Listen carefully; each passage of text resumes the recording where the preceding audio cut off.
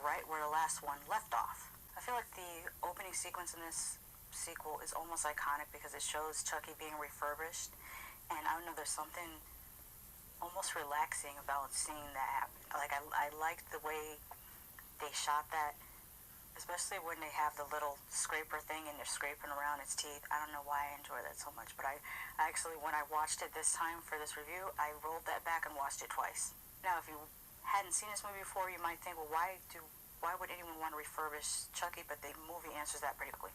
The score also comes in really, really strong, and I feel like the score for this one, is it better than their original? I can't answer that because I didn't speak about the score in the original. I spoke more about the sound design with the whole knifing, the knife scraping the car thing, but I don't think I spoke about the score, so I will just say it's just as good as it. Because I feel like if there was anything wrong with the score, I would have picked up on it. But since I didn't mention the score, that means it was probably perfect. Also, it's established that the owner of the toy company that created Chucky is an incredible jerk. Funny thing is, he has this assistant, and the assistant looks like what the little boy from Dolly Dearest would look like when he grew up. If he grew up and worked for a toy company, which would be amazing, because considering his history with Dolly Dearest, I doubt he would ever grow up to want to work for a toy company. So anyways, Andy's mother is receiving psychiatric help because no one believes that a killer doll is a killer doll. And Andy gets sent to live with a foster family, and that's how our movie starts out. We're getting a running theme of mothers in these movies being from other horror movies. Like I just mentioned how in Dolly Dearest, the mother was also the same actress that played the mother in Pet Sematary. And this one, the mother, or the foster mother, is the nurse from American Werewolf in London. I got a kick out of that. Although at one point, the father refers to her as your aunt. So I think the foster parents are meant to be his aunt and uncle, but they act as if they've never met him and don't know anything about him, which is odd. If you have a niece and nephew, why would you have never met them? I guess it could be a thing that happens, but it seems strange to me. As an original, the camera work is pretty good in this one too. I really like when Andy first walks into the foster home, and the camera point of view is from Andy. So as he's looking through the house, you see what the house will look like to a person who's about 3'5", maybe 4 feet tall.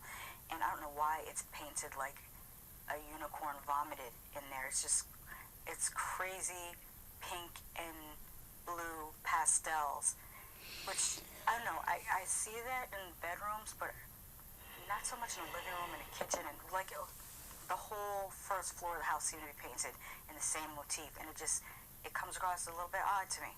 Although I probably could have skipped over the technical aspects because of all the criticisms of the Child's Play movies, I don't think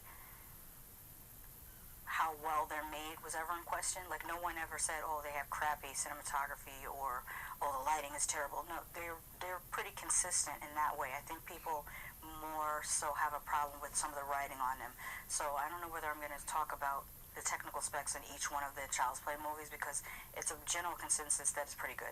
I mean, even if you don't dig all the sequels, you gotta admit that they are well-made movies.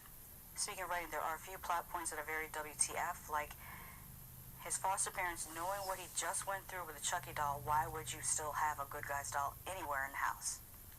Also, the teacher locking a student in the classroom. I'm pretty sure that was legal even in the 80s. That being said, this is a pretty good sequel, as in it keeps the tone of the original. The acting is, still very good.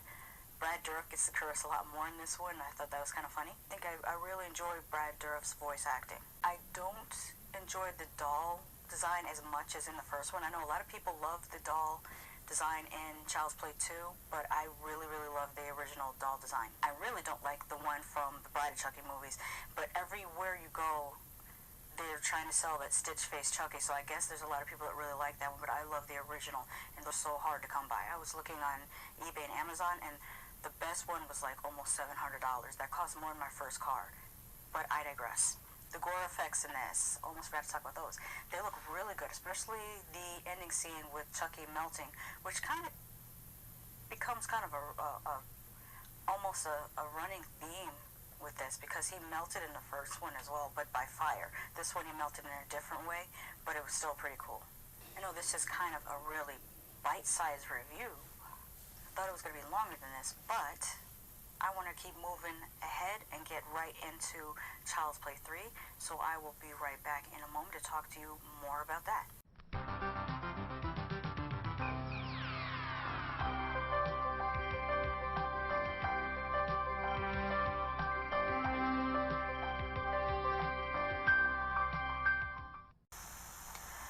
Alright, continuing on with Child's Play 3. My makeup looks cakey. It's been a long day. I've had technical issues. And now the sun has gone down and I can hear the cicadas and, what do you call them? Not locusts. Crickets. Why the heck did my mind just draw a blank there? Crickets. Anyways, let's continue on to Child's Play 3, which starts right where the last one finishes off. As kind of a prologue scene before the movie starts, you see how the remains of Chucky, a little bit of blood is left in him, so it kind of squeezes out into the new doll mix, and that's how he gets reborn. And I thought that was an interesting way of bringing him back. But the opening sequence that plays after this is established is really cool. It's really kind of like a melted doll head, but it's being played in reverse. Usually with special effects crews, they're good at covering up when something has been played in reverse, but this time you can kind of really see it. But that just might be it not aging as well as it could have. We already established in part 2 that the CEO of the toy company is pretty much evil, and this kind of continues that. He has a new assistant who looks almost identical to the last assistant he had that got killed in part 2. I guess he has a type for his assistants. Brown hair, glasses, weaselly. He decides he's going to reintroduce the good guy doll despite the scandal. Yada yada yada, and Chucky's back. A cool thing that happened is how Chucky messed with the CEO before he killed him. He kind of turned on all the dolls, not just dolls I should say, all the toys in the CEO's office and had all the toys attacking him. I thought that was kind of cool. I don't know whether I made it clear that I didn't like part 2 as much as I liked part 1. I thought I did say it was a good sequel, but I didn't like it as much as part 1, and I think I like part 3 even less. As a matter of fact, I think this is only the second time I've watched part 3. I watched it once when it first came out, and I don't think I ever rewatched it until just now for this review.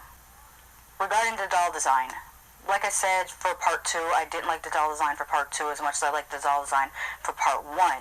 I like it even less for part 3, and I really think the doll looks like Christian Slater most of the time. This time, Andy is not played by Alex Vincent anymore, but I thought the casting was good because the actor they did get to play Andy looked enough like him, especially around the eyes, that it didn't really bother me too much. I also like how in this Andy becomes the secondary target of Chucky and not the primary target, as there's a new little boy introduced and he's more age appropriate. This was part of my criticism when I first saw the trailer for the new Child's Play, but I actually stand corrected. My initial reaction was that the boy was too old, and it's not that he's too old, it's that he's acting younger. Well, in this little bit that we saw from the trailer, he seems to act younger than his age. It's not, I think it would have been fine if he was he looks to be 13, honestly. He looks 13 or 14. If he was 13 or 14 and acted 13 or 14, I'm cool with that. But if he's 13 or 14 and you have him acting like a 8-year-old, I'm not cool with that. But this remains to be seen. I'll wait till I see the movie before I fully judge, but that was my initial reaction when I first saw the trailer. I forgot to say the new little boy's name is Tyler. He's very cute, and he looks, I didn't know you could send a child to military school that early. Somebody let me know. Can you send a 5-year-old, a kindergartner to military school? That seems really, really young. Something else I noticed, because this is only my second time watching this, but the first time I watched this, I thought that the creepy barber was played by Everett McGill, who was the creepy guy in The People Under the Stairs, and he was also in Twin Peaks and Dune. I remember him from Dune, but he looked different than that because he had the beard and everything. Rewatching this, I realized it was not Everett McGill at all. It was, I can't remember, did I make a note of his name? Andrew Robinson.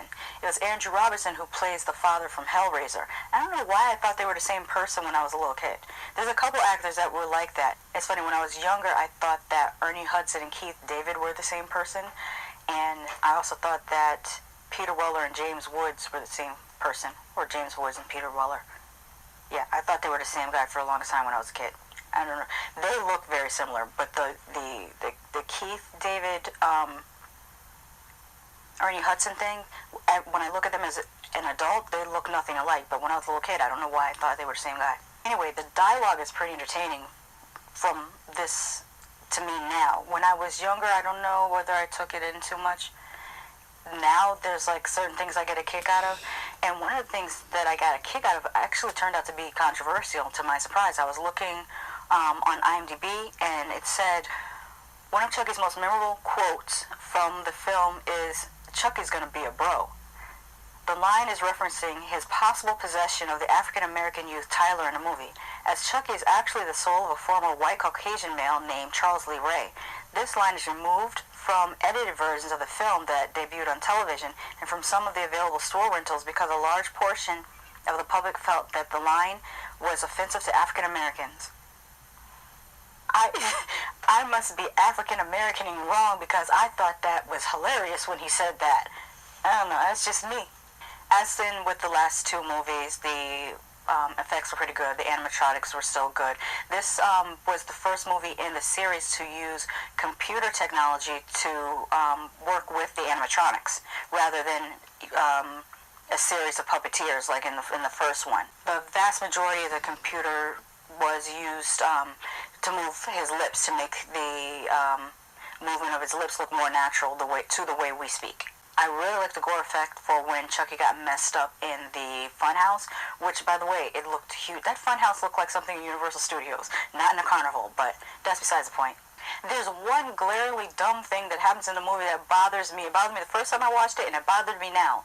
It's established early in the film that Andy's female friend is a very good shot with a gun. Like, they go to target practice, and she hits nearly all bullseye target practice, and that Andy is his first time using a gun, so therefore he doesn't shoot that well.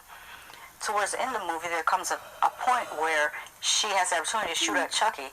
She misses, and then miraculously, Andy suddenly knows how to shoot so well that he's able to shoot at Chucky and strike him. I thought that was completely stupid.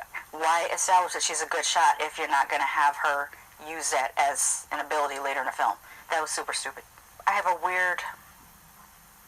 How would I describe how I feel about this movie? I neither love nor hate it. It's just alright. It's just something that happened. I could watch it to pass time. It's just not my favorite in the series. I think it's because it's not super rewatchable. Like the first Child's Play, I've seen that movie at least 25 times. The second Child's Play, I've probably seen it 3 to 4 times. This, as I said, this was my second time watching it after the first time watching it when it came out on VHS. I believe it was, yeah, that one came out in the movie theater too, but I didn't see it in the movie theater. The only Child's Play movie that I saw in the movie theater is Bride of Chucky. That's the only one. So, I am going to wrap it up, B. Let me know what you thought of Child's Play 3. Like I always say, just because I love something doesn't mean you won't hate it. Just because I hate something doesn't mean you won't love it. Did you get to see Child's Play 3 in the movie theater? Or did you see it on VHS or DVD or streaming just now? And let me know how you felt about it. Bye.